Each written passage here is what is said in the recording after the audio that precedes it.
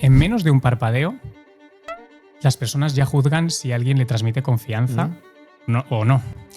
Entonces, partimos de la base de que causar una primera buena impresión es importante. Para poder empezar a trabajar en ello, creo que es importante trabajarse su autenticidad, ¿vale? Trabajarse el estar alineado con sus principios, con sus valores, con su identidad.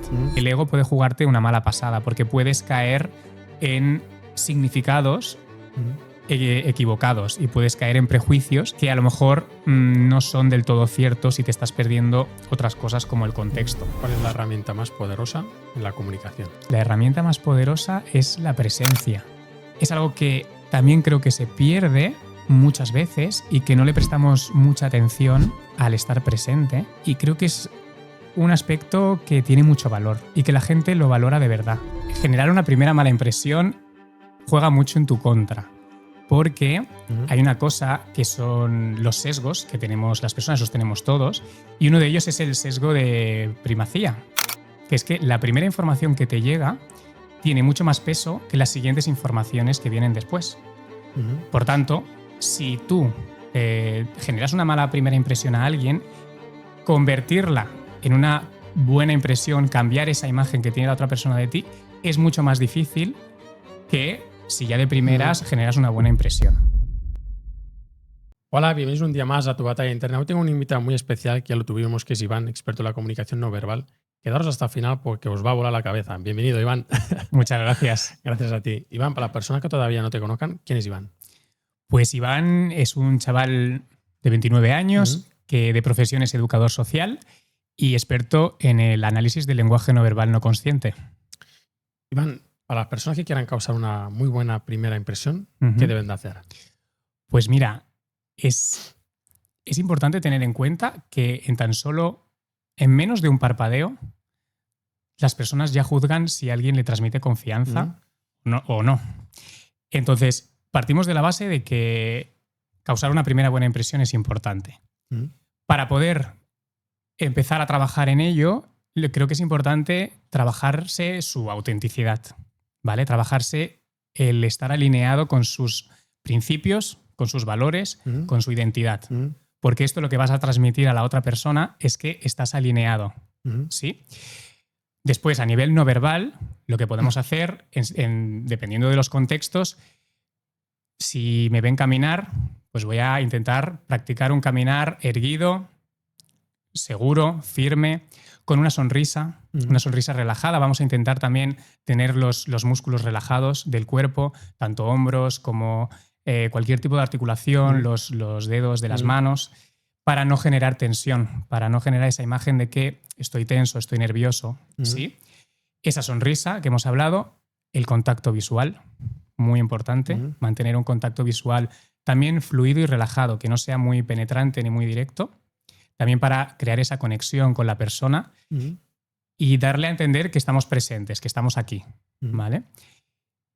Sonrisa, mirada, y si vamos a tener un saludo, que también suelen ser interacciones de primera impresión, pues lo que diría sería una mano firme, ni muy rígida, ni tampoco muy flácida, un nivel intermedio, a una altura neutra, sonrisa, mirar a los ojos y saludamos con naturalidad. Partiendo de esta base, ya podemos ir generando una primera buena impresión. Cuando alguien genera una muy mala primera impresión, Iván, se generan a veces discusiones. ¿Cómo lidiar con esa situación? Sí. Mira, para empezar, generar una primera mala impresión juega mucho en tu contra, porque hay una cosa que son los sesgos que tenemos las personas, los tenemos todos, y uno de ellos es el sesgo de primacía, que es que la primera información que te llega tiene mucho más peso que las siguientes informaciones que vienen después. Por tanto, si tú generas una mala primera impresión a alguien, convertirla en una buena impresión, cambiar esa imagen que tiene la otra persona de ti, es mucho más difícil que si ya de primeras generas una buena impresión. ¿Puede generar algún tipo de discusión? Sí. En ese caso, ¿cómo podemos lidiar con las discusiones? También va a depender de la confianza que tienes con esa persona, pero es importante que en una discusión lo que tú vayas a hablar con esa persona, lo que tú vayas a comunicarle verbalmente, parta de lo que tú sientes. Este es un truco infalible para que no haya un reproche y para que no haya un me siento atacado. No es lo mismo decirte, Sofian, es que has llegado tarde y yo empiezo una discusión con que tú has llegado tarde y te reprocho a ti tu acto, a verbalizártelo desde la parte de cómo yo me siento. Cuando ponemos delante el cómo yo me siento, decir, oye, Sofian, que hayas llegado tarde me ha hecho sentir mal o me ha hecho sentir incómodo porque he tenido que esperar aquí. ¿Vale? Tú pones encima de la mesa tus sentimientos y eso es indiscutible. Nadie puede discutir cómo tú te estás sintiendo. Nadie puede rebatirlo porque al final es algo interno y algo propio. Sí que puedo discutir la percepción que yo tengo de lo que tú has hecho. ¿Vale? Porque luego tú me vas a recriminar con que pues yo hice el otro día otra cosa o yo llegué tarde hace 3 días, ¿no? Entonces ahí entraríamos en una discusión. Poner delante el cómo yo me siento, el cómo me hace sentir esa situación, ya evita que se entre en un reproche y en una discusión o en una posible escalada. Validar las emociones del otro es otro punto importante. Yo voy a escucharte esa queja o esa opinión que tú tienes sobre esta discusión. Cuando yo voy a responder, lo primero que tengo que hacer es validar cómo tú te estás sintiendo. Sofian, entiendo que esto te haya molestado y a partir de ahí yo te doy mi opinión, mi postura, mi visión. ¿Vale? Pero es importante dar esa validación de cómo el otro, de cómo el otro se está sintiendo. Yo le doy importancia y entiendo esa parte y a partir de ahí yo luego hablo de cómo yo también me estoy sintiendo. Has tocado una tecla muy importante, Iván, que es que nos cuesta a veces expresarnos, ¿no? ¿Por qué crees que nos cuesta? Es decir, explicar nuestra incomodidad o qué es lo que no nos ha gustado de esa persona. Pues yo creo que porque no nos enseñan. Y creo que es algo bastante social y cultural de que desde pequeños en ningún momento te enseñan o difícilmente te van a enseñar a expresar tus emociones, a identificarlas y ponerles nombre. Porque eso es lo primero. Primero es identificar cómo me siento y qué es lo que me está haciendo sentir esa emoción, esa tristeza, esa apatía, ese enfado, esa alegría. Primero identificarlas. Y en segundo lugar, ponerles palabras, poder expresarlo. Entonces, no nos enseñan, por tanto, es muy difícil después poder aplicarlo en la vida. Y luego está la otra parte que hoy en día, más que nunca, es esa desconexión que tenemos, esa desconexión social con los otros y con nosotros mismos. No estamos muy pendientes a otros estímulos, estamos en constante estimulación de redes, de cosas, sobre todo la parte del teléfono, ¿no? de toda la parte tecnológica, pues hay muchos estímulos que nos desconectan de nuestro yo, que nos desconectan de cómo yo me estoy sintiendo y ponen mucho el foco en el exterior, en el otro, en la comparación. Por tanto, cuando paso la mayoría del día desconectado de mí mismo, desconectado de mis pensamientos, nos cuesta mucho estar con nosotros mismos. Siempre tenemos que tener un estímulo que nos entretenga. Nos da miedo estar con nosotros mismos, por lo que pueda salir. Y eso hace que no nos conectemos, que no nos conozcamos internamente y que no sepamos qué emoción estoy sintiendo, qué conectar con todas las emociones. Y luego, pues, el siguiente nivel que sería expresarlas, ¿no? Ahora se estarán preguntando, ¿qué puedo detectar en la persona que tengo de frente que me quiere explicar su verdad y que yo no estoy de acuerdo? ¿Cómo puedo yo calibrar a esa persona, digamos? Pues mira, la palabra calibrar es muy importante. A nivel de lenguaje no verbal, es muy importante tener en cuenta diferentes aspectos. En primer lugar, si conocemos a esa persona, tenerla calibrada. ¿Vale? Que esta palabra es muy importante, porque a partir de ahí nos vamos a hacer una línea de base de cómo esa persona se comunica en su vida. En segundo lugar, ver con qué actitud llega o está en esta interacción. Su actitud interior se suele reflejar sobre todo en la parte del ego, si está más expansivo, menos, si está más encogido, si está más cercano a ti, más lejano. La tensión articular, que ya lo he dicho antes en la primera impresión, si está más tenso o menos, eso lo vamos a ver, pues muñecas tensas, hombros tensos.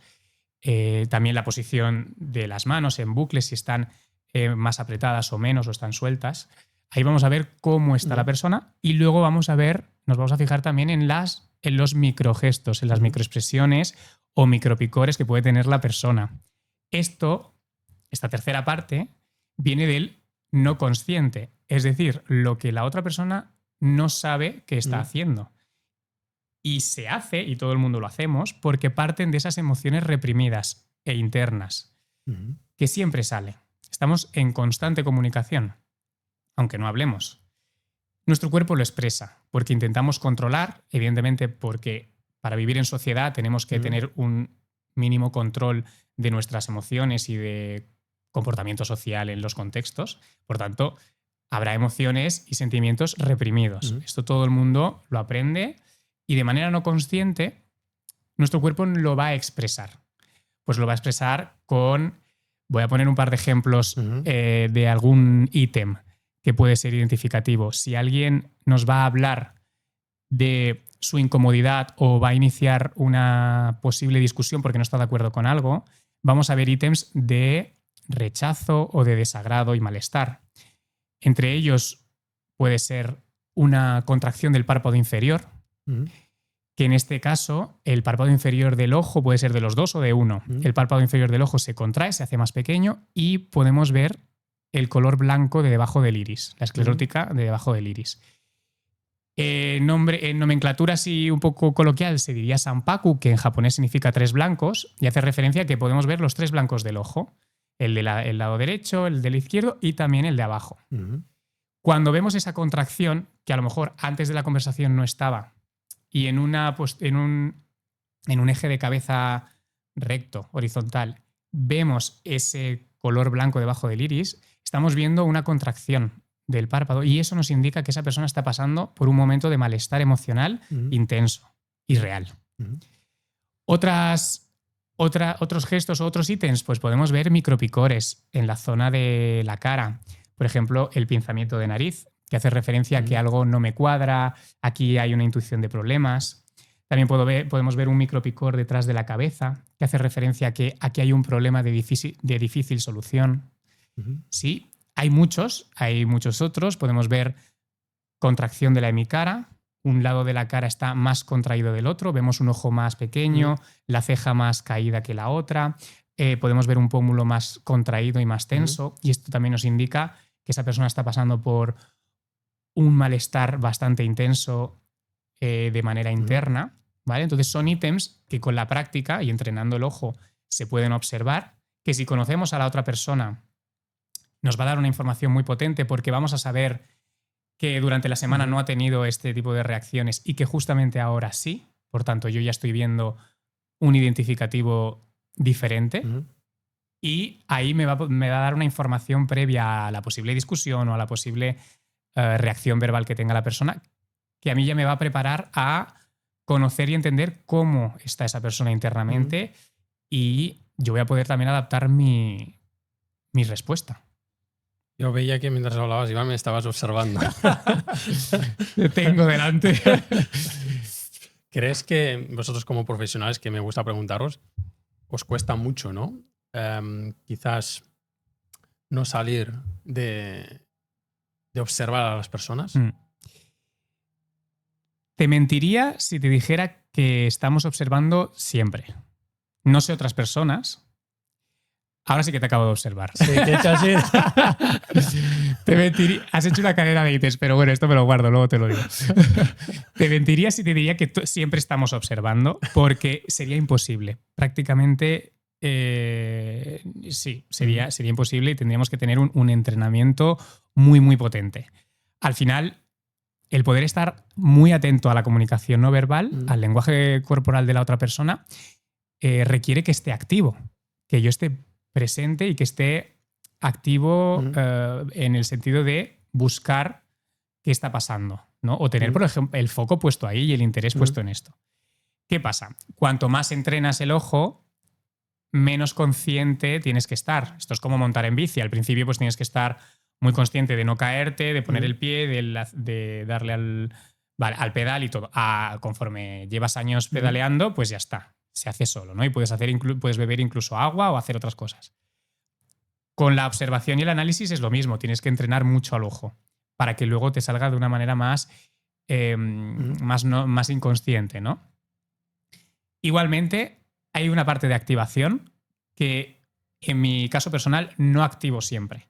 Cuando estoy en momentos más de ocio, más sociales, donde no tengo la necesidad de activarlo, no lo activo. En mi trabajo como educador social sí, porque me va a dar y me da una información extra cuando yo hago entrevistas con mis casos, con los usuarios, con los jóvenes. Me da una información potente, porque muchas veces pues, vienen tocados, vienen diferentes a otras entrevistas, y eso da pie a poder trabajar cosas que solo con preguntas, sin tener en cuenta el no verbal y solo viendo el verbal, no hubiéramos llegado. ¿Vale? Entonces, hay momentos de activación y no siempre estamos activados. Sería imposible y nos perderíamos mucha información del verbal, seguro. Antes has mencionado el ego. ¿Tiene alguna repercusión acerca de la comunicación no verbal? Sí, porque siempre está presente. Nuestro ego siempre está presente y también va a condicionar mucho cómo tú te estás comunicando o incluso cómo estás analizando al otro, que también esto es importante. Siempre nos centramos en el ego, en cómo yo hago X cosa y genera X efecto fuera, cómo yo comunico, cómo yo camino, cómo yo reacciono a X situación, pero también el cómo analizas tú al otro. El ego puede jugarte una mala pasada porque puedes caer en significados equivocados y puedes caer en prejuicios que a lo mejor no son del todo ciertos y te estás perdiendo otras cosas como el contexto. Por ejemplo, siguiendo el término discusión, siguiendo ese contexto de discusión, ahí nuestro ego sale. Ahí nuestro ego y nuestro orgullo sale a la luz y muchas veces buscamos tener razón antes de comprender y entender la situación o de solucionar la situación. Entonces nuestro ego sale y nuestro ego quiere tener la razón. Entonces lo que pasa es que cuando yo analizo a la otra persona, tanto lo que me dice verbalmente como no verbalmente, aparece un sesgo, que es el sesgo de confirmación, que tiene mucha relación con el ego. Y es que yo ya estoy pensando que yo tengo razón y tú no, y tú te has equivocado. Entonces lo que yo voy a buscar en tu discurso y en tu expresión corporal es aquella información que confirme lo que yo ya creo. Y es que yo tengo razón. Entonces todo lo demás, que a lo mejor también puede tener importancia y que no necesariamente va a confirmar que yo tengo razón, me lo voy a perder, lo voy a descartar, ni siquiera me voy a fijar, no voy a mostrar interés en eso. Porque mi atención, lo que va a provocar mi ego, lo que va a provocar mi sesgo de confirmación, es que mi atención vaya a lo que confirme lo que yo ya creo. Y esto puede provocar una escalada en la discusión. Eso es como cuando dicen que si te pinzas la nariz, están mintiendo, ¿no? Se quedan solo con el pinzamiento y ahora se estarán preguntando ¿y qué cosas tengo que tener más en cuenta para confirmar realmente o cómo puedo activar, ¿no?, esos sesgos para confirmar mi teoría? Claro, exacto. Bueno, para empezar hay que partir de la base de que pinzamiento de nariz y mentira es un mito, ¿vale? No existe ningún ítem no verbal que por sí solo nos indique que alguien está mintiendo. La mentira es mucho más compleja y va mucho más allá. Y además, un problema a la hora de analizar el no verbal es confundir la mentira con la incongruencia. Son dos términos diferentes. La mentira habla de los hechos, si tú has hecho algo o no, ¿vale? Y si tú has hecho algo y me dices que no, estás mintiendo. Pero la incongruencia va dentro de la emocionalidad, de cómo tú te estás sintiendo. Entonces, un pinzamiento de nariz me va a indicar una incongruencia entre lo que tú me estás diciendo verbalmente y lo que tu cuerpo está expresando. Tú me puedes expresar verbalmente que estás muy a gusto o que me crees en esta discusión que tenemos, ¿no? Que me estás creyendo mis palabras, pero de repente me haces un pinzamiento de nariz cuando te estoy diciendo que has llegado tarde, por ejemplo. Ese pinzamiento de nariz y tu expresión verbal son incongruentes. Tú verbalmente me dices que sí, que me crees, pero ese pinzamiento de nariz hace referencia a que algo no te cuadra, a que aquí hay una intuición de problemas. No hay congruencia, por tanto, eso yo no lo interpreto como que me estás mintiendo, sino como que no hay coherencia entre lo que expresa tu cuerpo y lo que expresa tu verbal. En ese caso le voy a dar más peso a la parte corporal, que es la parte no consciente y aquella más reprimida. ¿Vale? Pero hay que tener ojo con esto, con confundir la mentira con la incongruencia. Porque yo veo que es una línea muy fina, Iván, ¿no? Que si alguien, por ejemplo, miente, ¿no? Se pincela la nariz. Sin embargo, veo muchas técnicas, ¿no? Como que si quieres más adelante adentramos, que es el tema de la seducción. Has mencionado que es un mito. ¿Qué mitos más te gustaría desmentir? ¿Qué mitos más? Pues dentro de la mentira hay muchos. Dentro de la mentira hay muchos porque son muy comerciales. Y el marketing va muy bien cuando tú das un truco infalible para detectar mentiras. Entonces, en torno a la mentira hay muchos. Cualquier hecho de que si mira a la derecha y te habla del pasado está mintiendo, eso es un mito. No hay una relación entre la mentira y las miradas de pasado o futuro. ¿Vale? Lo que sí hay, otra vez, es una incongruencia. Pero no hay una mentira. O no necesariamente está mintiendo. Después, también el quedarnos con ítems muy sencillos y darles un significado muy potente también puede caer en prejuicios y pueden sonar a mitos, como por ejemplo el típico: si está cerrado o cruzado de brazos es que está cerrado, si está cruzado de piernas es que está cerrado. Todo esto nos puede llevar a confusión y nos puede llevar a error, porque no necesariamente tiene ese significado. Hay que partir de la base de que un mismo gesto en diferentes contextos puede tener diferentes significados. Entonces no va a ser lo mismo que yo me cierre de brazos aquí, hablando de un tema en concreto, o ante un estímulo de una pregunta que tú me has hecho, que ya es un contexto concreto, o que esté en una terraza de un bar hablando con un amigo y me cierre de brazos porque hace frío y me quiero tapar. O porque tengo barriguita y no quiero que se me vea. O porque simplemente estoy más cómodo. Entonces, el contexto también va a dotar de significado a cada gesto. Por tanto, un error muy importante y que a veces cae en mitos es dotar de un significado muy potente a un movimiento aislado. Esto hay que tenerlo muy en cuenta. Porque es poderoso el silencio, ¿no? Y más que antes hablábamos del tema de las discusiones, ¿no? Que a veces intentamos como hacer creer al otro que nosotros tenemos la razón o que quizás no nos estemos equivocando nosotros. El silencio nos desnuda. Lo acabas de hacer. Y lo acabas de hacer. Muy bueno. El silencio nos desnuda y el silencio lo que nos hace es dotar de autoridad, seguridad y también aporta al cerebro un momento de procesamiento de la información. Entonces el cerebro agradece que haya silencios. Información dada rápida y mucha puede saturar al cerebro y lo que hacemos es perdernos mucha información. Cuando hay silencios y pausas, el cerebro procesa esa información que ha recibido y la puede integrar mucho mejor que si hay una retahíla de información sin parar, ¿vale? Porque el cerebro la tiene que procesar igual, entonces desconectará en algún momento. ¿Sí?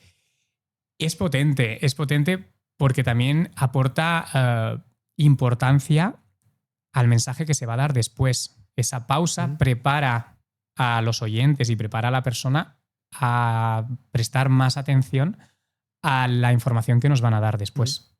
Entonces, es muy potente por esto sí. Y genera también un poco de autoridad, ¿no? En ese sentido, una persona calmada, que controla las pausas, que controla los silencios, será una persona que posiblemente controle más la interacción y controle más el discurso.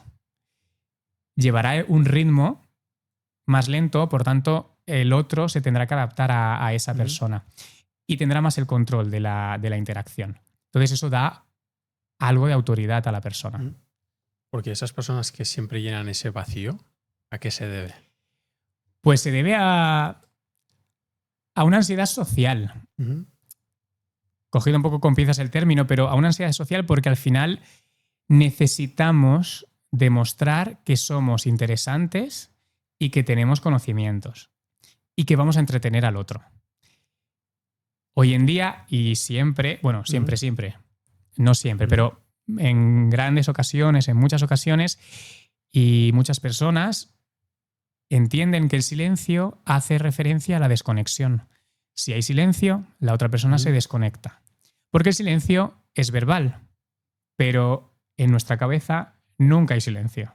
No hay silencio. En momentos de meditación profunda, podemos llegar a esa parte de silencio o esa parte más de control del pensamiento, pero siempre hay pensamiento. Entonces, nuestro diálogo interno no tiene silencios.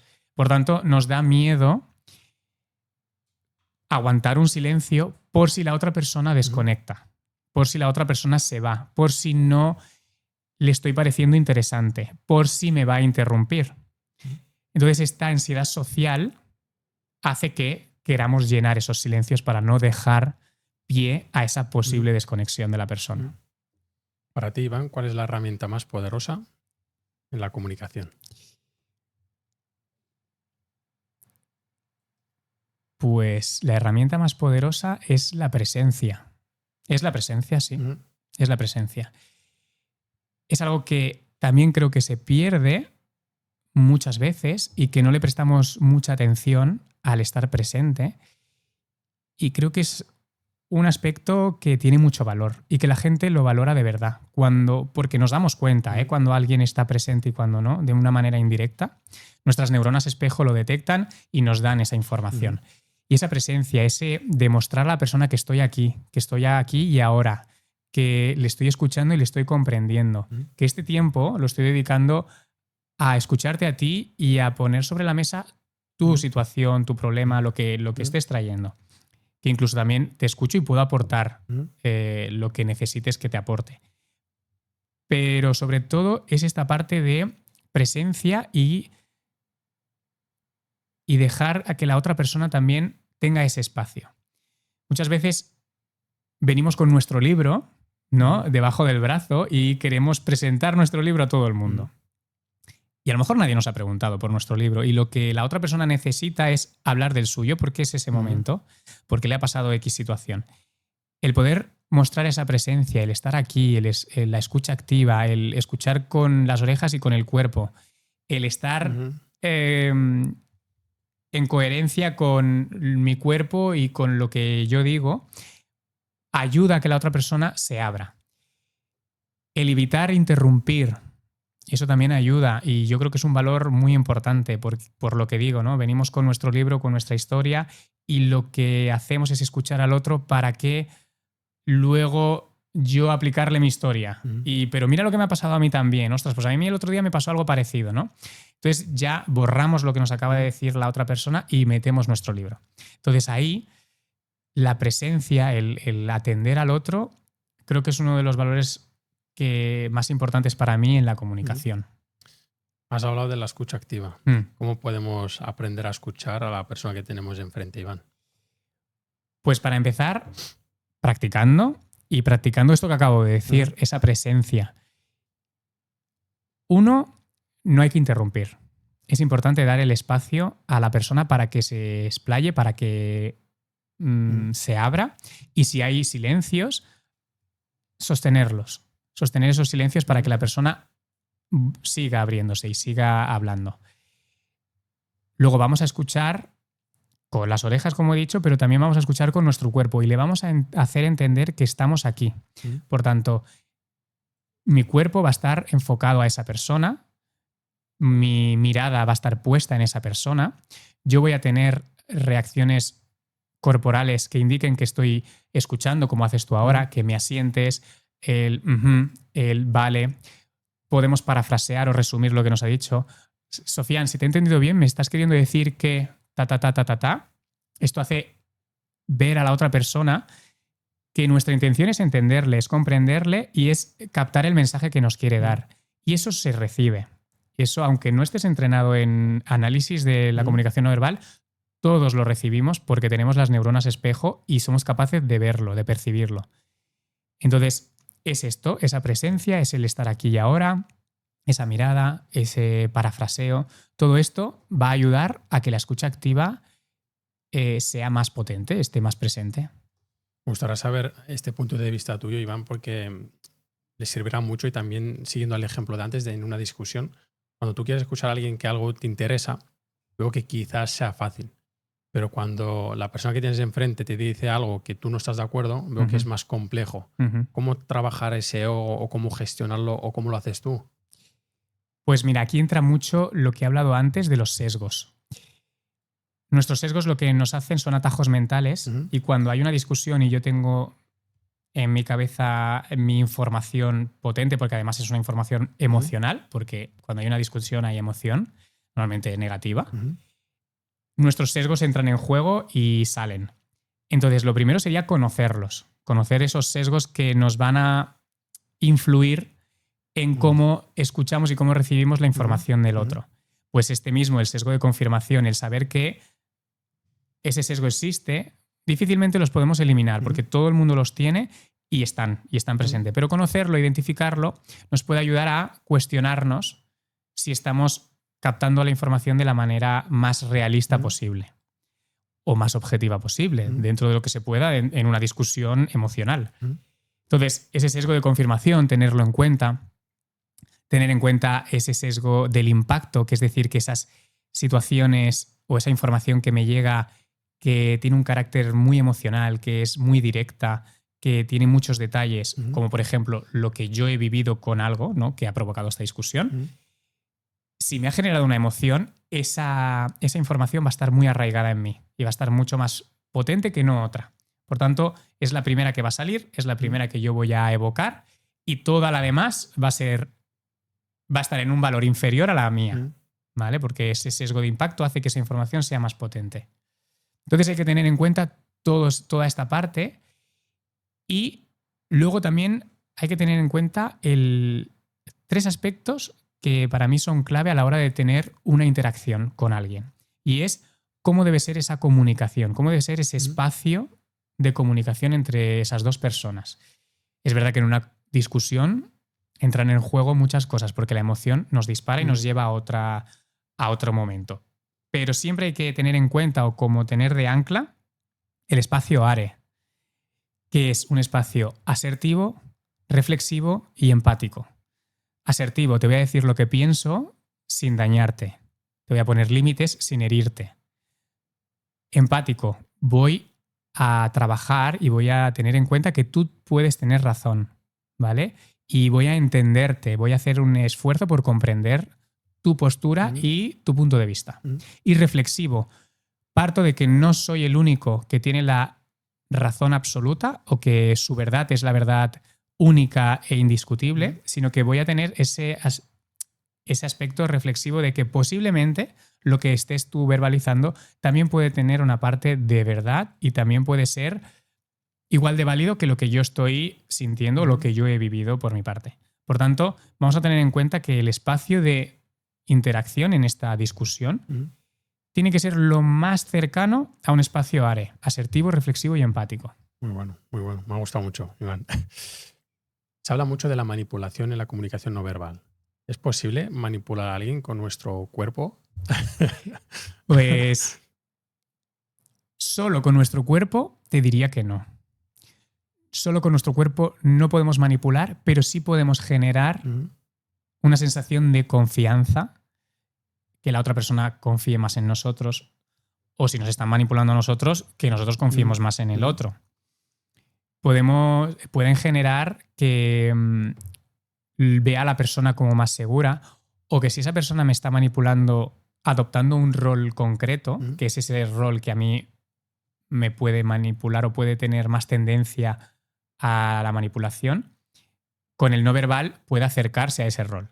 Por ejemplo, si a mí yo soy más vulnerable a que me manipule una persona muy segura de sí misma, que yo vea como casi referente, que vea cómo se desenvuelve, cómo comunica. Si yo tengo un perfil que ese tipo de personas les doy un valor más importante o más potente, con el no verbal pueden adoptar ese tipo de rol, ese tipo de comunicación, y yo voy a confiar más en esa persona, por tanto voy a estar más vulnerable a esa manipulación. Si es cierto que solo con el no verbal diría que lo que hay es generar más confianza o generar un tipo de rol concreto, que luego con el verbal, con ayuda del verbal, sí que pueden acercarse a esa manipulación. El otro día lo hablábamos también con otro experto, que se puede llegar a seducir sin hablar, solo con tu cuerpo. Imagínate que incluso podemos poner un ejemplo, ¿no? Hay una chica en una barra y tú estás al otro lado. Es decir, tú puedes jugar con tu cuerpo, ¿no? Para intentar activar a la otra persona. Sí, sí puedes. Ponme un ejemplo. Sí puedes. ¿Cómo? Claro, lo primordial, y entiendo que es bastante básico, son las miradas. Es decir, el estar una chica en una barra y tú a una distancia, bueno, medio lejana, pero que podéis tener contacto visual, no estáis en el mismo círculo, no estáis teniendo una conversación, por tanto, no necesariamente va a haber un contacto visual sostenido. Si lo hay, es porque esa persona, o si lo haces tú, es porque tu interés o el interés de la otra persona es en esa persona. Es decir, si tú le miras y sostienes esa mirada y la otra persona lo ve, percibe que hay un interés en ella. O a la inversa, si esa persona te mira y tú ves que esa persona sostiene la mirada o que te mira y la retira, pero que luego se vuelve a repetir y hay un juego de miradas, ahí, sin necesidad del verbal, solo con el no verbal, interpretamos que hay un interés genuino en el otro. Luego habría que dar pues como más contexto, pues a lo mejor acercándonos, viendo cómo responde corporalmente. Si, por ejemplo, vamos rompiendo las distancias personales, que es la proxémica, si vamos acercándonos a de una distancia social a una personal y vemos que la otra persona se mantiene, si esa distancia personal rompemos a una distancia más íntima, que esa es delicada, ahí hay que tener un poco más de confianza y nos la jugamos si rompemos esa, porque va de los 0 a los 45 centímetros, es bastante cerca, pero podemos jugar a ver qué pasa, si a lo mejor indirectamente, porque voy a coger algo que está cerca de esa persona o porque se me ha caído algo y cuando me levanto más cerca. Si esa persona no se retira, es porque de manera no consciente se quiere quedar y no se siente incómoda con esa rotura de la distancia. Entonces ahí ya nos puede dar también una información.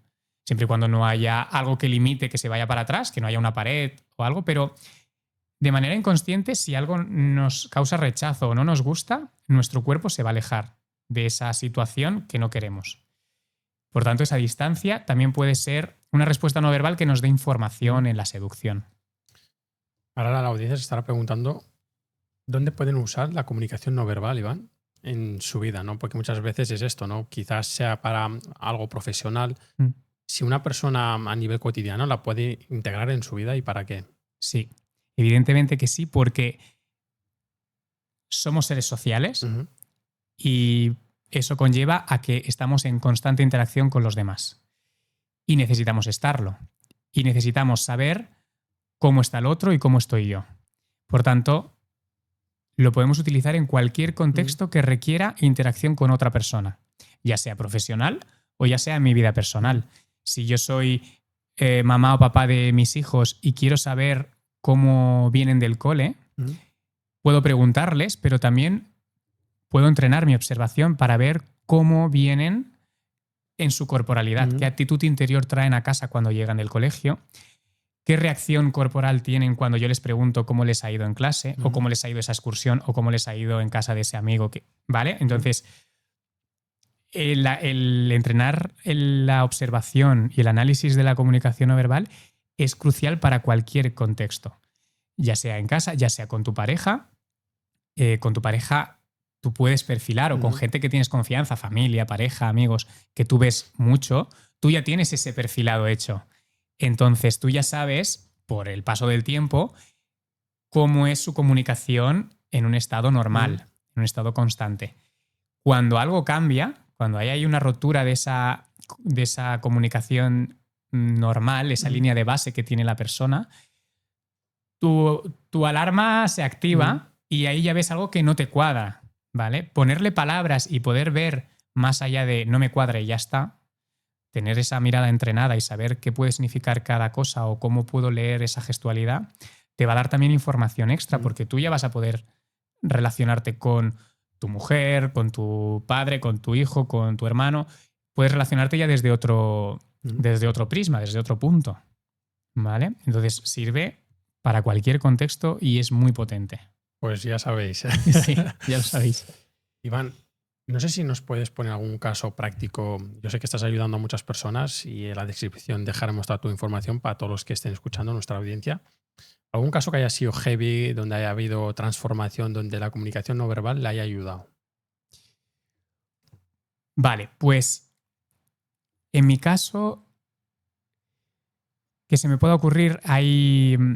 Claro, lo que yo enseño más es la parte de cómo observar esa comunicación no verbal. Entonces, ha ayudado mucho, por ejemplo, que ahora se me venga a la cabeza, tengo otras compañeras educadoras sociales que han recibido la formación y les ha ayudado mucho, uno, en su vida personal y en su vida profesional. Al final nosotros tenemos un trabajo que interaccionamos con personas, son personas dañadas que vienen con sus historias y hacemos un acompañamiento a todos los niveles. Acompañamiento formativo, laboral, personal, emocional, un poco en todas sus áreas de vida. ¿Esto qué ha generado? Pues tengo compañeras que a raíz de formarse y de interesarse por el no verbal, sus intervenciones han cambiado porque la mirada está puesta en el otro y no está puesta en tanto en lo que yo quiero conseguir del otro. Está puesta en cómo llega esa persona a la entrevista, cómo está. A lo mejor yo tengo pensado que quiero decirle porque quiero trabajar con esa persona unos objetivos, pero esa persona llega con otra historia, con otra película, lo detecto, lo veo y adapto mi intervención. Que esto lo llevamos, lo dicho, a lo profesional o a lo personal. A lo mejor yo quiero hablar de un tema importante en casa con mi pareja, pero veo que llega del trabajo y veo en su corporalidad que llega muy cansada o muy cansado, que ha tenido un mal día porque su expresión facial me lo está indicando. Hay un cambio en toda su corporalidad que indica malestar. A lo mejor ahí yo detectando esto, lo que hago es modificar mi intención de comunicación y cambio a otra cosa. ¿Vale? Pues esto les ha pasado a mis compañeras. Por ejemplo, personalmente, a mí me ha servido, me han venido compañeras que me decían, por ejemplo, en la oficina, oye, pues acabo de tener una entrevista con un chaval y le iba a echar la bronca, un poco a confrontar una situación que no ha hecho bien. Y como él ya lo sabía y le he citado en las oficinas concretamente, no nos hemos visto fuera, ese chico me ha hecho una reacción un poco extraña. Claro, ellos ya tienen el ojo entrenado y pueden detectarlo. Y me decía, me ha parpadeado solo de un ojo. Solo me hacía parpadeos de un ojo. Y yo no lo entendía y cada vez que le preguntaba algo se ponía nervioso, cabeza baja y parpadeaba solo de un ojo. Claro, esto tú lo ves y dices, bueno, pues vale, está parpadeando de un ojo, ya está, me resulta muy extraño y no sé lo que es. Cuando entrenas la vista y conoces sobre análisis no verbal, puedes identificar que eso viene de una contracción de una hemicara, que es lo que he hablado antes, que esa contracción provoca que su ojo sea más pequeño y provoca que el parpadeo sea irregular, que no haya un parpadeo simétrico, sino que sea asimétrico. Un ojo se cierra antes que el otro. Parece que solo parpadea de un ojo, pero no es así, sino que parpadea antes de uno que de otro y se ve mucho más exagerado en ese ojo contraído. Y esto nos indica que ese chico está pasando por un malestar emocional intenso. Por tanto, esa situación de confrontación, de traerlo a un sitio externo, a unas oficinas, como algo más formal, y confrontarlo en una situación en la que él sabe que ha actuado mal, le genera un malestar interno muy intenso.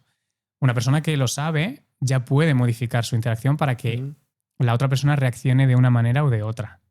¿Sí? Personalmente, a mí me ha ayudado en muchas ocasiones y algo muy transformador, como anécdota, es... yo tenía un chico con una situación personal bastante delicada. Había tenido varios intentos de suicidio que, había salido con vida de ellos y se había recuperado. y hacía poco que había tenido un intento y yo tuve una entrevista con él para hacer otras gestiones y él vino muy espitoso, muy activo, ¿no? Su actitud interior en ese momento, en el momento de la entrevista, era bastante activa, bastante positivo, con mucha energía. 1 hora de entrevista, hablando de otras cosas, y a 5 minutos de acabar la entrevista yo salgo a hacer unas fotocopias de unos documentos para él y cuando vuelvo observo que su corporalidad ha cambiado 100%. Veo que esa activación ya no existe, que tiene un sagital inferior, que tiene un sampaku, que es la contracción del ojo caída, y unas respuestas monosilábicas, mucho control del cuerpo, y empiezo a ver cómo la mano empieza a temblar. Bueno, veo una serie de ítems, una cadena de movimientos que me están indicando un cambio total de actitud y hacia un camino negativo.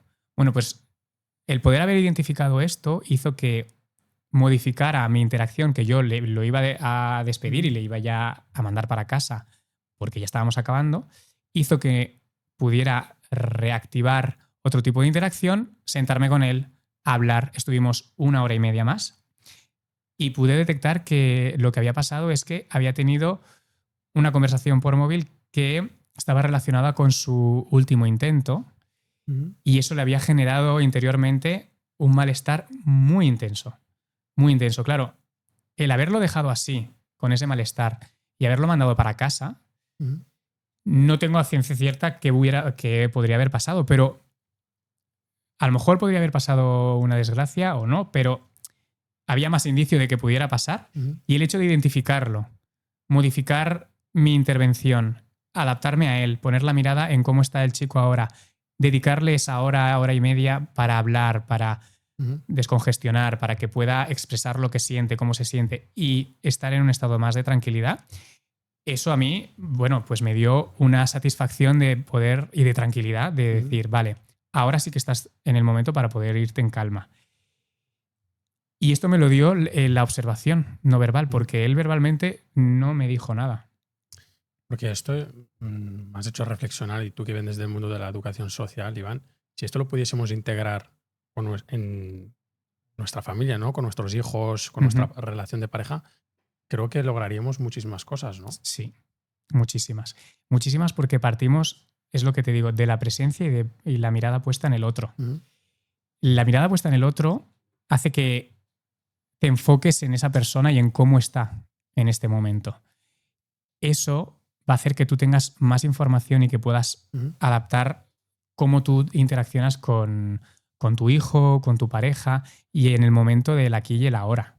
Y eso es crucial porque vamos tan en piloto automático, vamos tanto con nuestra película interna, con nuestras cosas, con nuestras tareas pendientes, con nuestros horarios que están muy apretados y vamos con una vida de vorágine, de no parar, que muchas veces nos perdemos mucha información e incluso a veces el otro nos está pidiendo ayuda de una manera que no sabemos que nos está pidiendo ayuda y no la vemos porque no nos paramos a verla y no nos paramos a prestarle esa atención y ese interés que requiere.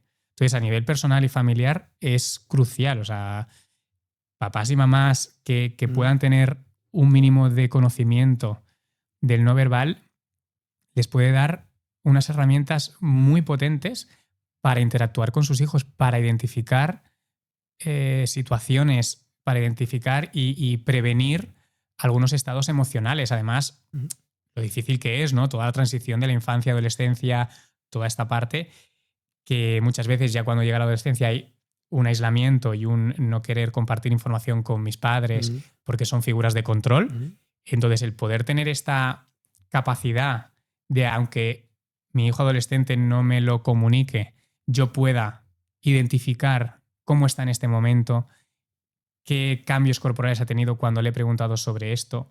No hará ni falta de que me lo cuente, pero yo ya puedo empezar a identificar si es una situación que le genera malestar, que le genera incomodidad, que no le genera nada, y ya poner el foco en una parte o en otra. Para los papás y mamás que nos estén escuchando y también, aunque no sean papás y mamás, se estarán preguntando si se requiere una habilidad y cuánto tiempo necesito para adquirir el tener esta habilidad, ¿no? De observar. Ujú.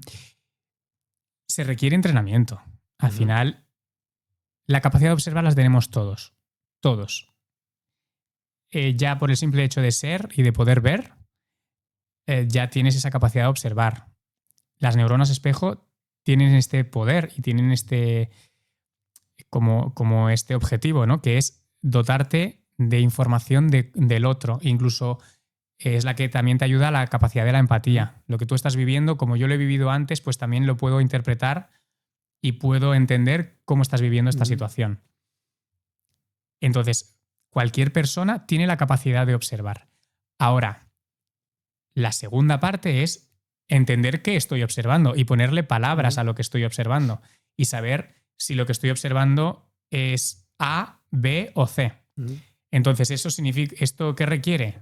Uno, conocerlo, aprender de un experto, aprender de personas que ya saben y que te puedan enseñar qué tipos de lenguaje no verbal o de respuestas no verbales existen en esos diferentes contextos. Y una vez interiorizado, ponerlo en práctica. Ponerlo en práctica, observar, observar, observar. Cuando nos lo llevamos a nuestra vida personal, muchas veces facilita la parte de calibrar al otro, que es lo que mencionábamos antes, porque ya lo tenemos calibrado. Yo a mi pareja, a mi hermano, a mi amigo, a mi hijo, lo tengo calibrado porque sé cómo se comunica, vivo con él o con ella, o lo veo muchas veces a la semana o al mes. Por tanto, esa línea de base yo ya la sé. Ahí ya tengo mucho ganado. Mucho más que si no te conozco de nada, que tengo que empezar a calibrarte. Entonces, ahí ya podemos, observar y partir de varios escalones hacia arriba.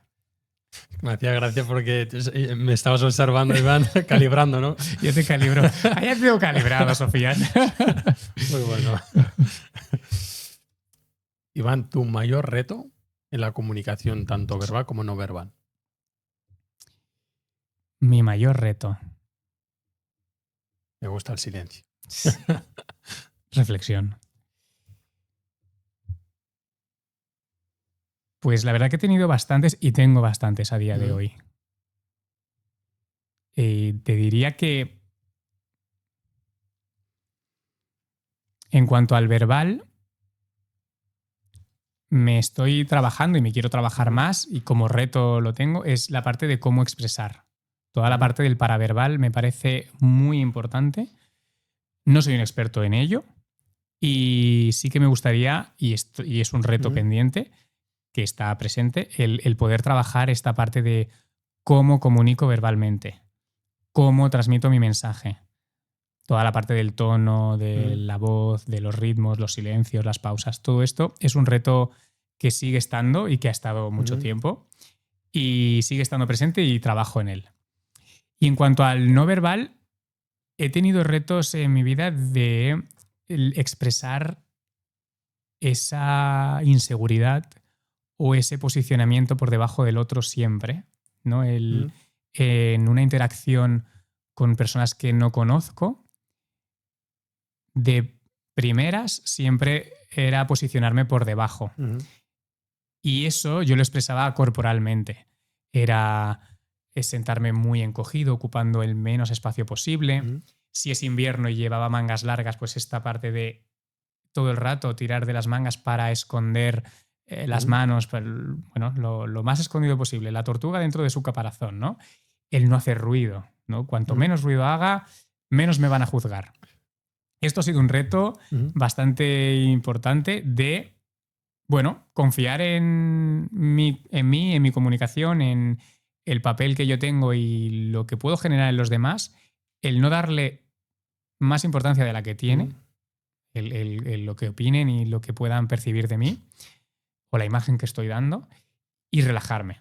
En ese aspecto, un reto ha sido relajarme porque antes, y mira que es contraproducente que yo haya luego estudiado la parte no verbal, porque yo le daba muchas vueltas a cómo va a ser esta interacción, qué voy a hacer antes de que viniera. A lo mejor yo, si sabía que iba a tener una interacción en el coche, yo ya estaba pensando y qué voy a decir y qué voy a hacer, y eso al final generaba en la otra persona incongruencia, porque no estaba siendo yo mismo, porque no me estaba dejando ser, y al final estaba tan en control y tan en buscar aparentar algo que no soy, que al final esa autenticidad se perdía y ni yo estaba a gusto y ni la otra persona percibía esa comodidad.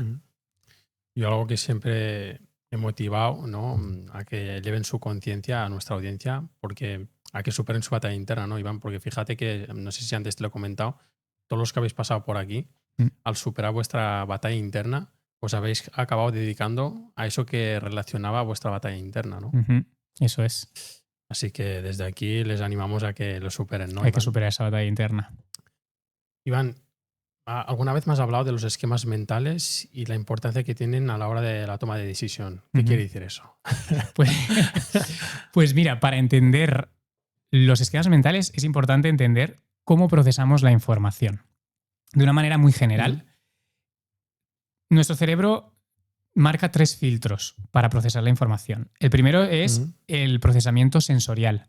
Yo capto la información, los estímulos a través de mis sentidos.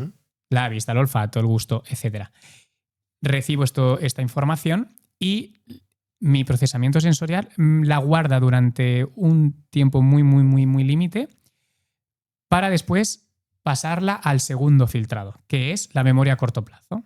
La memoria a corto plazo retiene parte de esta información que ha venido por los sentidos, guarda una parte de esa información y la retiene durante unos minutos, de manera que se deshace de otra y a corto plazo retiene otra que le ha interesado más o que ha tenido un impacto más emocional en ese momento. Esa memoria a corto plazo es limitada, no vamos a retener mucha información ahí y nos vamos a olvidar muy rápidamente. Porque después la información de esa memoria a corto plazo pasa por un tercer filtro que llega a esa memoria a largo plazo, que es esa la que ya se instaura en nuestro cerebro, en nuestra memoria, y es esa que guardamos y podemos recuperar en cualquier momento. Todo esto es el procesamiento. Esa memoria a largo plazo vamos a entenderlo como si fuera una telaraña, ¿vale? A modo de ejemplo, nos imaginamos una telaraña donde los nudos de la telaraña son la información recibida y almacenada, y los hilos que conectan un nudo u otro es esa conexión que existe entre una información y otra, ¿vale? Entonces, cuando una telaraña tiene muchas conexiones, muchos nudos, mucha información, cuanto más se usa ese hilo que conecta una información con otra, más fuerte se hace. Y eso, en cuanto a información, lo que hace es que esa información sea más fácil recordarla o utilizarla, porque la hemos usado más veces en nuestra vida. Un esquema mental sería como un paquete que tenemos nosotros de diferentes conexiones con informaciones similares o parecidas que hemos vivido durante la vida. Nuestro contexto, nuestra cultura, la educación, todo esto ayuda a generar estas conexiones. Y esos esquemas mentales lo que nos ayudan es a facilitar la recuperación de información. Pero muchas veces la información que recibimos no es idéntica a la que vivimos hace un tiempo, sino que es similar, pero no es igual. Entonces, muchas veces lo que hacemos es recuperar ese esquema que nos lleva a un pensamiento que no es del todo correcto porque no es la misma situación que la que viví a la hora de crear ese esquema mental. Esto nos lleva a unos sesgos, que esto lo hemos ido sacando algunos. Esos sesgos son los atajos que tiene mi cerebro, porque mi cerebro es muy cómodo y mi cerebro me va a luchar por la supervivencia, entonces lo que va a hacer es hacerme la vida lo más cómoda posible. Y en ese sentido, para recuperar información, lo que va a hacer es coger atajos entre esos hilos y conexiones entre nudos, entre informaciones varias, que hagan que yo recupere información rápida y llegue a conclusiones mucho más rápido. ¿Eso qué hace? Que me pierda mucha información del contexto, que llegue a conclusiones que a lo mejor no son las correctas en esa situación en concreto. Entonces esos sesgos los tenemos todos, están muy presentes y es importante identificarlos. A la hora de recibir información, ¿por qué son importantes? Por ejemplo de algunos sesgos que hemos hablado. El sesgo de la disponibilidad, por ejemplo, es uno de ellos. ese sesgo nos dice que la información que nos ha generado un impacto emocional o que está más disponible en nuestros esquemas mentales es aquella que vamos a rescatar antes, es aquella que vamos a tener, que vamos a soltar antes a la hora de pues, hablar o a la hora de recuperarla, ¿vale? Sesgo de disponibilidad. Luego también tenemos otros sesgos como por ejemplo el efecto halo, que si yo percibo a alguien o algo con unas características positivas, por ejemplo, percibo a alguien atractivo, guapo, interesante, luego automáticamente yo le voy a aplicar otras cualidades positivas y voy a tener un mayor interés en conocerlo o en conocerla. Y esto se habla mucho de que este efecto en casos de juicios donde el acusado es más atractivo o se percibe socialmente como más atractivo, ha tenido más defensa fuera, más defensa popular y ha tenido incluso fans y seguidores y no se le ha juzgado tanto a nivel social, bueno, hay muchos sesgos, existen muchísimos. Por ejemplo, está el sesgo de causalidad, en el que nuestra mente, nuestra cabeza, busca y necesita entender el porqué de las cosas. Y busca constantemente dar una razón a las cosas que pasan, aunque pasen aleatoriamente. Nosotros necesitamos encontrar esa conexión entre nudos, ¿no? Por ejemplo, hace un tiempo que hubo un apagón aquí en España. A partir de ahí, esto fue una situación de incertidumbre, algo nuevo. Necesitaba todo el mundo encontrar un porqué. Y salieron 1000 teorías. Que si hackeo, que si alta tensión, que si otras historias. Mucha gente se cree una o se cree otra porque necesitamos dar respuesta a cosas que pasan. Y esta información, la recibimos como buena o le damos esa importancia a causa de los sesgos. Y por ejemplo, el sesgo de confirmación nos puede ayudar a que una de las teorías la compre más que otra. Por ejemplo, si yo ya pienso yo ya desconfío de que, esto debe ser que nos han hackeado, algo han hecho, lo que sea, si sale una teoría fundamentada con detalles concretos e incluso con impacto emocional, yo la voy a recibir como buena, porque ya mi sesgo de confirmación me está diciendo que esa información está bastante cerca a lo que yo ya creo. Entonces yo ya la cojo por buena.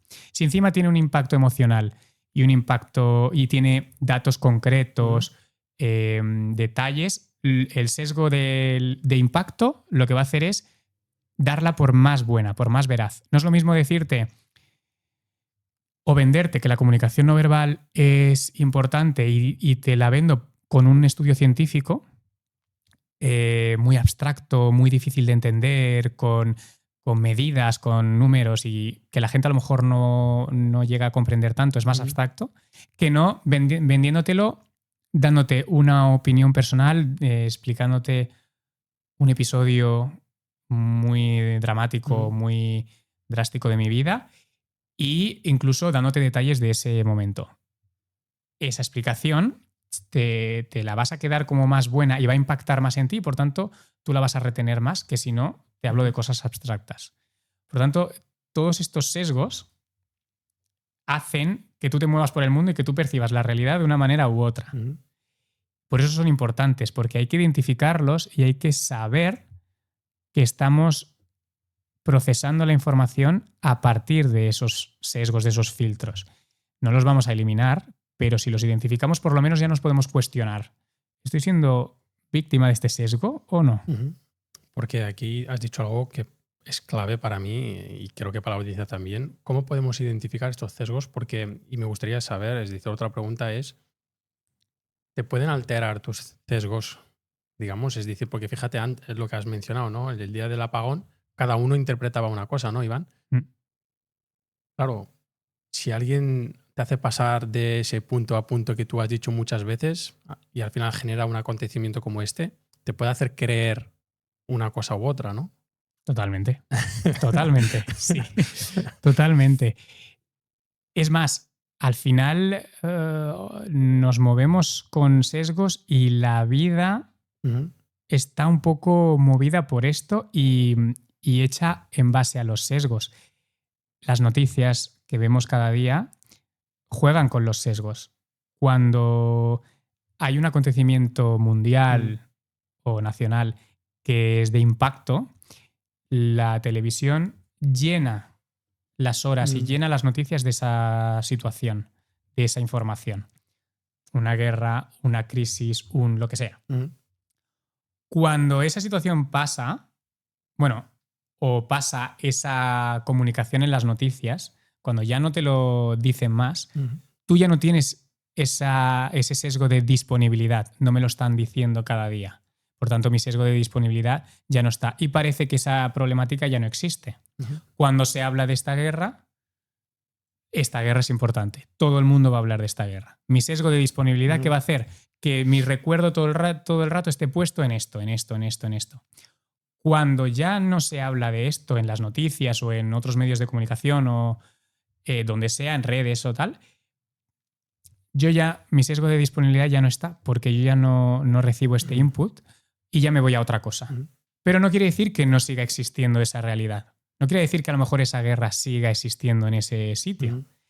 Entonces, esto, claro que va a modificar nuestra manera de ver el mundo y nos va a afectar, sí. Es más, es que está todo creado así. Un ejemplo claro, y uniendo diferentes sesgos, es hoy en día las redes sociales y los influencers. Vamos a poner este ejemplo. Pongamos un influencer que te quiere vender algo, lo que sea con una buena intención o con una intención menos buena. El hecho de ser ya una persona reconocida con una comunidad y con bueno, un cierto estatus social y físicamente a lo mejor incluso también percibido como alguien atractivo o atractiva, aquí ya partimos de un sesgo del efecto halo que hemos hablado. Yo ya esta persona, como la veo como referente y como la veo incluso físicamente atractiva, que incluso quiero ser como ella o como él, yo ya voy a percibir que lo que esta persona hace va a tener una tendencia más positiva. Voy a querer ver más cosas de esa persona. Sesgo de disponibilidad. A esa persona la veo cada día en redes, porque cada vez que me meto en redes sociales me sale, porque me ha subido vídeos, historias, etc. Y yo lo veo. Entonces, mi sesgo de disponibilidad, ¿qué va a hacer? Que cuando tenga que pensar en una información parecida, la primera persona que me salga sea este influencer, hablando de este tema en concreto. Ese es el sesgo de disponibilidad. Luego, me va poniendo algunos vídeos de venta de esta formación, de este curso, de lo que sea. O incluso un consejo, que no sea venta. Consejo, tienes que hacer esto, tienes que comprar esto otro, tienes que lo que sea. Me lo va a vender de una manera de impacto. Va a poner su situación personal, va a hablar de cómo lo ha vivido, va a dar detalles de la historia. Va a hacer que tú empatices. ¿Eso que va a provocar? Que tu sesgo de impacto se active y diga, ostras, pues hay mucha emocionalidad, no es abstracto, hay detalles, conecto más con esta información, la guardo en la memoria y cuando tenga que recordar algo, esta va a estar mucho más presente. Por tanto, aquí ya con una simple cosa somos víctimas de 3 o 4 sesgos a la vez, que lo que hacen juntos es que esa información yo la dé más por válida y por buena y la quiera y la ponga en más valor que no otra que pueda percibir diferente.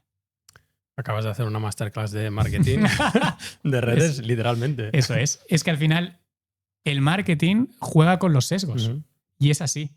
Al final todo el mundo se mueve con sesgos y el marketing a la hora de vender cosas, a la hora de incluso si te vendes tú, pues también juegan con los sesgos. Luego, si nos vamos a un tema más negativo, la manipulación también juega con tus sesgos.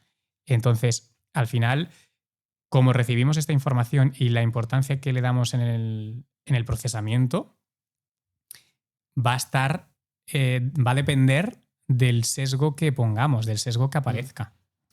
Solo otro día yo lo comentaba, ahora que hablas de la manipulación y hemos sacado el tema de las guerras. Fíjate que cuando había la última guerra de Rusia, ¿no?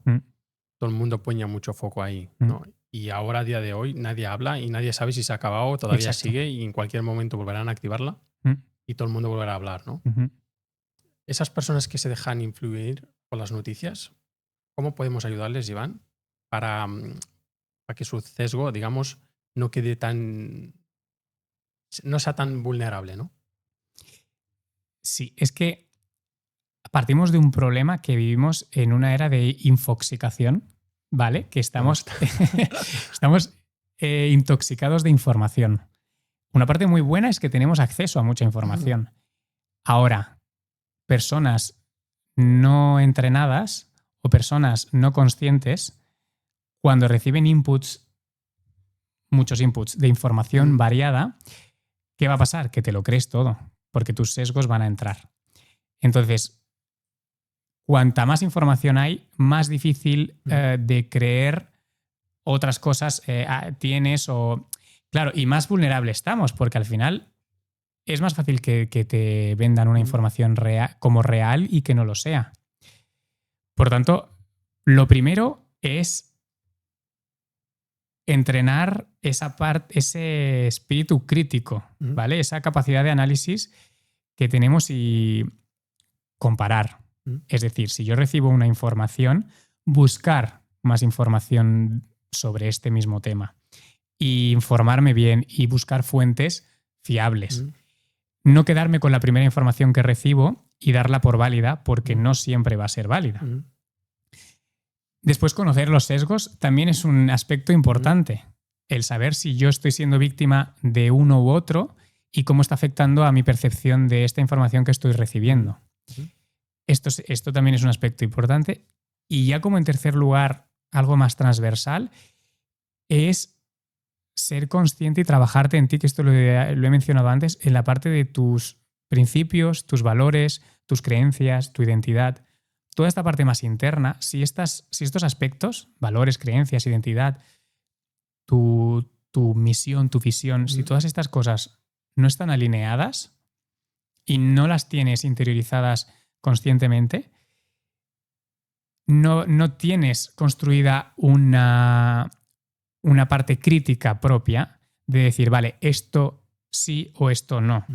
Entonces, cuando no hay este trabajo, fácilmente vas a recibir esos inputs y vas a recibir esa información como válida porque ya te viene bien y porque a lo mejor no tengo tan claro en qué me identifico más o en qué no. ¿Vale? Entonces, esa parte transversal de trabajarte tú y alinearte tú internamente también puede ayudar a que tengas una capacidad crítica mayor y no te creas todo lo que hay a tu alrededor. Muy bueno, Iván. El tema de la intuición, Iván, no sé si tiene que ver también con la comunicación verbal y no verbal. ¿Cómo lo ves? Pues tiene que ver, sí. Al final, la intuición parte mucho de las neuronas espejo, que es lo que hemos hablado. Estas neuronas que se activan y que nos indican que, bueno, pues ahí la otra persona está pasando algo, recibo una información X que la percibo, a lo mejor no con un nombre concreto, pero sí que la percibo de una manera con una valencia más positiva o negativa, que esta información ya me va a valer para tener esta intuición y para hacer una cosa o no. Entonces, las neuronas espejo ayudan y por tanto tiene que ver. Luego, otro aspecto que ayuda a la intuición es ese sentido de la interocepción. Es decir, es esta información que nosotros recibimos de nuestro cuerpo, de nuestros órganos internos. Información que recibimos de los intestinos, del estómago, del corazón, de los pulmones. Muchas veces, y en la comunicación no verbal, no consciente, es un pilar muy importante, nuestro cuerpo reacciona antes que nosotros seamos conscientes de lo que pasa. O sea, reacciona antes que nuestra parte racional. Entonces nos avisa. Nuestro cuerpo siempre intenta mantener nuestra supervivencia. Si percibe algo que no lo valora como positivo o lo valora como un posible peligro, nos lo va a comunicar. Nervios, dolor de barriga, tensión, nos lo va a comunicar de alguna manera. Entonces, esta interocepción, esta información que llega del cuerpo a la mente, también tiene mucho que ver con la intuición, porque muchas veces sé que algo hay, que estoy intuyendo algo, pero no sé qué. Ese no sé qué es información que tu cuerpo está enviando a tu cerebro y que está mandando esas señales de peligro o también pueden ser positivas o de bienestar, de que me siento a gusto, me siento cómodo. Entonces, tiene mucho que ver. Sí, toda la parte de neuronas espejo e interocepción compactan mucho con la intuición. Porque tiene que ver la cultura también con la comunicación no verbal, Iván. Sí, tiene que ver. Tiene que ver en diferentes aspectos. No es lo mismo, hablando sobre todo de comunicación consciente o semiconsciente, esa que nosotros podemos controlar. Pero culturalmente no es lo mismo cómo nos vamos a comunicar en España o en países latinos, que tenemos una tendencia a hacer una expresión más amplia, más movimiento y gesticulación de brazos. La proxémica, las distancias personales, las rompemos con más facilidad, somos más tocones, abrazamos, nos damos 2 besos. Todo este tipo de comunicación cultural es muy diferente a si te vas a un país asiático, donde tienen otra totalmente distinta. Marcas esas distancias sociales, ese control, ese mínimo movimiento, no son tan expansivos. Eso ya va a provocar y va a condicionar la expresión corporal de uno u otro, ¿vale? Y hay que tenerlo en cuenta a la hora de observarlo y a la hora de analizarlo. También, a nivel cultural, por ejemplo, existe una cosa muy curiosa que a mí también que me encantó cuando la descubrí, que es el posicionar el pasado y el futuro. Normalmente, cuando hablamos y gesticulamos con las manos, y a veces la mirada también tiene que ver, pero sobre todo las manos, cuando yo estoy enumerando una secuencia, no sé, de cosas que yo he hecho, si yo empiezo del principio hasta el final, pues primero hice esto, luego me fui aquí y luego me fui allá. Siempre vamos a empezar, o la mayoría de las veces vamos a empezar de izquierda a derecha. Y esto lo hacemos porque ponemos el inicio, es decir, el pasado en la izquierda, y el final, el futuro, en la derecha. Esto viene de la escritura. Nosotros escribimos de izquierda a derecha y por eso solemos nombrar así, de principio a final. Te vas a quedar de esta hora a esta hora, ¿vale? Entonces, el cambio cultural es que en las lenguas semíticas, en árabe, por ejemplo, se escribe al revés. Y ellos tienden a poner el pasado a la derecha y el futuro a la izquierda, simplemente por la escritura y por cómo aprendieron ya desde pequeños culturalmente. Muy bueno. El tema de la vestimenta también, la cultura varía un poco. Exacto. ¿Crees que la comunicación no verbal también influye? Sí, claro. El cómo vestimos también comunica. Y además forma parte de esa primera impresión, porque es lo primero que vemos y es el primer juicio que hacemos. Nosotros, lo que hemos dicho, ¿no? El procesamiento sensorial. Mi primer procesamiento sensorial es verte. Si yo veo y me basta esto, un parpadeo, que veo a una persona con un smoking y un maletín, ya está, solo un microsegundo, yo ya puedo percibir que esa persona, y me puedo hacer muchos juicios, es empresario, puede tener dinero, puede ser más autoritario. Entonces, yo ya hago ya la catalogo con X pues identificativos que ya lo encasillo en una etiqueta. Y esto me ha bastado simplemente pues ver qué ropa lleva. Entonces, la ropa sí es muy importante. No en el mismo contexto, o no en diferentes contextos, voy a llevar el mismo tipo de vestimenta. No es lo mismo asistir a una entrevista de trabajo en un banco que a una entrevista de trabajo en un restaurante de comida rápida. Va a ser diferente. O no es lo mismo ir a entrevistarte a una ONG donde yo voy a hacer una cooperación internacional que, pues en una empresa de alto cargo, una multinacional. Mi vestimenta se va a adaptar al contexto. Hemos hablado muchas veces también con otros expertos del inconsciente y tal, que a veces generamos como un personaje, ¿no, Iván, que nos defiende. ¿Crees que la comunicación afecta, ¿no? Generar un personaje que realmente no eres, que antes lo has mencionado, ¿no? Tienes que ser. ¿Qué impacto negativo puede tener para esas personas? O sea, me preguntas para la que lo hace, ¿no? Correcto. Vale. Pues el impacto negativo es no conocerse y no saber realmente quién es. Somos muchas cosas.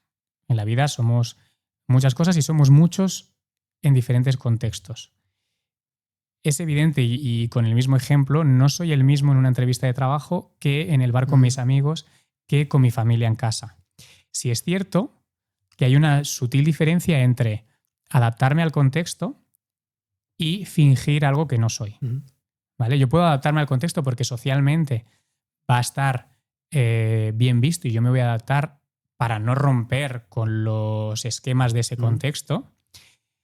Pero luego está el otro extremo de fingir algo que no soy. Porque esto puede provocar que en las demás personas no generes esa confianza y ese nivel de autenticidad de decir esta persona está a gusto con lo que está, con cómo se está expresando, y eso lo van a percibir. Entonces va a generar en el otro una parte de desconfianza de no verte 100% real y transparente. Y la realidad es que las personas que se perciben como transparentes, como naturales, son percibidas como mejores, como más confiables. Y fingir algo que no eres te va a provocar el efecto contrario.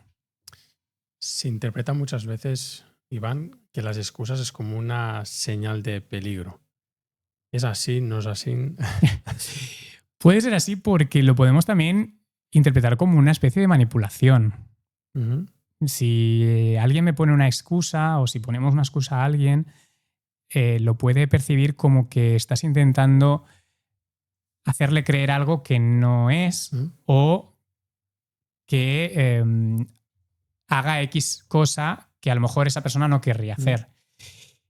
Entonces, claro que son percibidas como negativas e incluso esto se pueden llevar a la parte de está intentando cambiar mi forma de pensar o cambiar el plan que tenemos o cambiar algo que a mí me apetece hacer para que haga algo que no tanto con una excusa. Entonces, al final nosotros lo percibimos como una parte de también incluso de que me está manipulando en este aspecto. Yo sé que has tenido también, has explicado tu batalla, ¿no? Para una persona que tenga vergüenza a la hora de comunicar, Iván, ¿y cómo le podemos ayudar, ¿no? Para que deje esa vergüenza y tome acción? Pues lo que yo le recomiendo primero es que se vaya exponiendo gradualmente, poco a poco, con el tiempo, y vaya aumentando ese nivel de exposición a la comunicación. Para reducir incertidumbre, lo que recomiendo es que entrene, es que practique mucho. Si es un discurso que tiene que tener aprendido, pues que lo entrene, que lo practique antes del momento de. Y que entrene mucho su comunicación, en casa, solo, mandando audios. Es decir, rebajar ese nivel de incertidumbre de no sé cómo voy a responder o no sé qué va a pasar, improvisamos. Entrenando se puede rebajar. Exponiéndome a situaciones un poco incómodas en cuanto a la comunicación y viendo los resultados gradualmente, también me va a ir ayudando poco a poco qué respuesta tiene en mí esa exposición y qué respuesta tienen los otros. Entonces, esto va a ayudar a que esa vergüenza vaya cayendo. Para esa persona que quiere tener carisma en su vida, ¿cómo puedes lograrlo, Iván? Bueno, el carisma es algo potente, ¿eh? Pues yo creo que parto de la misma idea del yo, del interno, de la parte personal, del trabajo de alinearse. Al final el carisma tú lo muestras cuando alguien es y se deja ser, ¿no? Cuando hay muchos filtros se puede fingir ese carisma, pero al final se percibe como poco auténtico, como falso. Y habrá gente que lo compre, pero mucha otra no, porque lo va a ver. Entonces, el poder estar alineado y trabajar tu parte interna, tu identidad, quién soy, qué me define, qué valores tengo, qué creencias tengo, de esta parte que he repetido varias veces ya, esto puede ayudar mucho a construir un carisma, porque al final lo estás construyendo en base a quién eres realmente, en base a lo que tú crees realmente y a lo que a ti te mueve en el mundo. ¿Cuál es mi valor más profundo? ¿Me lo he preguntado alguna vez? ¿Qué es lo que más me mueve en el mundo? Si me quitaran todo, si me quitaran redes, si me quitaran reconocimiento, si me quitaran el dinero, si no existiera todo esto, toda esta parte como más externa y de imagen, ¿a mí qué me movería por el mundo? ¿qué valor es el que me mueve? ¿Me movería el reconocimiento? ¿Me movería el amor? ¿Me movería la justicia? Identificar esto y reconocer cuál es ese o esos, porque pueden ser muchos, esos valores que tienes más arraigados, más internos y que te mueven en el mundo, eso ya te ayuda a tener un nivel de conocimiento y de conciencia propia elevado, y eso te ayuda también a relacionarte con el mundo de una manera más natural y, por tanto, expresar más carisma. Iván, te quiero dar las gracias porque has aportado muchísimo valor, y antes de concluir me gustaría hacerte unas preguntas, y es, ¿cuál es el sentido de la vida para ti actualmente? Wow. Profunda, ¿eh? El sentido de la vida. Pues yo creo que es partiendo de esto que acabo de decir, de esta parte de valores y de ese trabajo más personal. Mi sentido es como un poco más el respeto hacia mí mismo y hacia los demás. Entonces es un poco el trabajar en esa parte de conocerme, respetarme, dar ese valor propio que se necesita, sin llegar a una soberbia y sin llegar a nada de esto, sino esa parte de decir, eres válido, puedes, y reconócete como persona válida en los contextos en los que te muevas. Entonces, para mí el sentido de la vida va un poco por ahí. Y a mis seres queridos igual. Reconócelos, respétalos y dales el valor que merecen en los contextos en los que se mueven. Muy bueno. Iván, ¿tienes miedo a la muerte? ¿Tengo miedo a la muerte? Pues mira, no es algo que me haya preguntado mucho. Imagino que el hecho de no preguntármelo a lo mejor es que sí, ¿no? Porque si no he parado a pensarlo, puede ser que no quiera verlo. A día de hoy te diría que sí, en el aspecto de dejar de hacer cosas que me gustarían hacer y dejar algo de dolor en las personas que sí que se quedarán en esta vida. Sí, mira, va un poco por aquí. Y Dios no quiera, porque te quiero volver a tener, Iván. Imagínate que al regresar a tu casa falleces. ¿Cómo crees que tus seres queridos te van a recordar?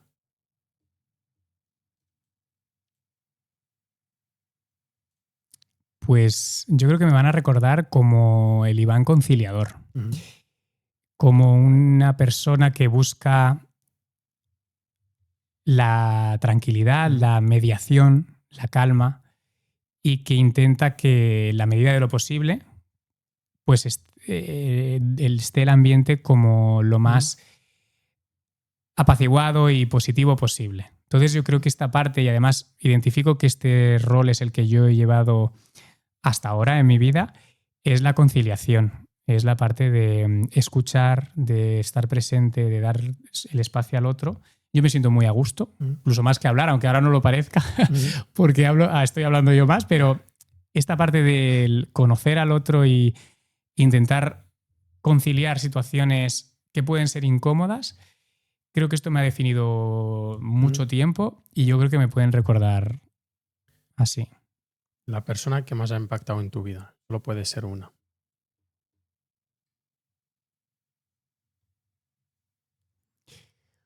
Pues mi mejor amiga, Raquel.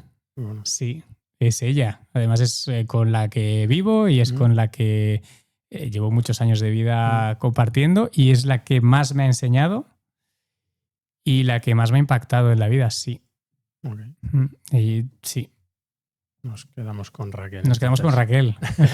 A tope. Se morirá de vergüenza, ya te lo digo, de que la mencione, pero es la realidad. Sí, ella me ha enseñado mucho durante una etapa complicada de mi vida, donde yo he tenido que buscar quién soy y esta parte de darme ese valor, lo que decía antes, de no posicionarme por debajo. Y ella me ha enseñado me ha dado este valor y este autorrespeto que yo tenía que darme. Ella es la primera que me ha hecho de espejo para verlo. Ya sabes lo que haremos, Iván. Haremos un corto de este y lo Y se lo publicamos. mandamos. Se va a morir.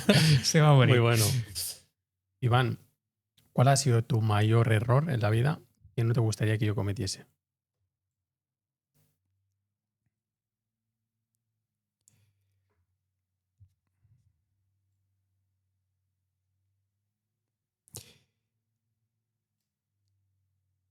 Pues mi mayor error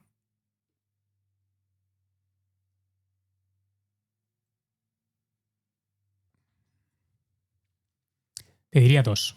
Ujú. Uno, moverte por el mundo con inseguridad, que este ha sido uno de mis mayores errores.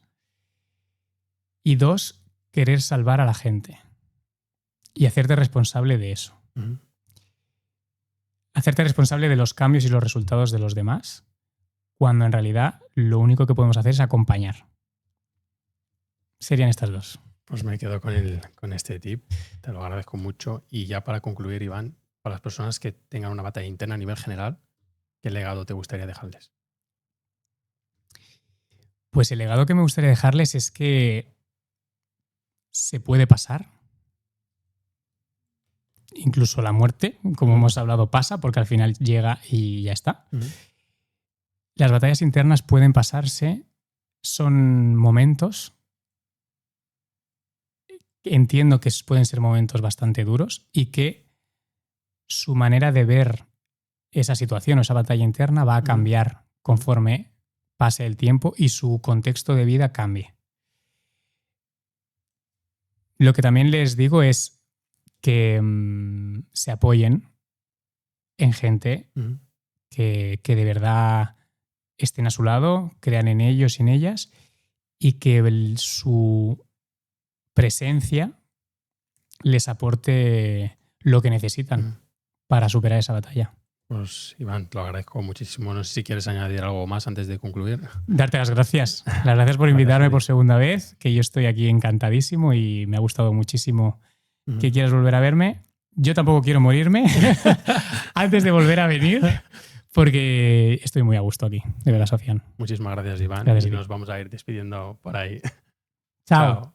Hasta luego, Iván. Gracias a ti, tío.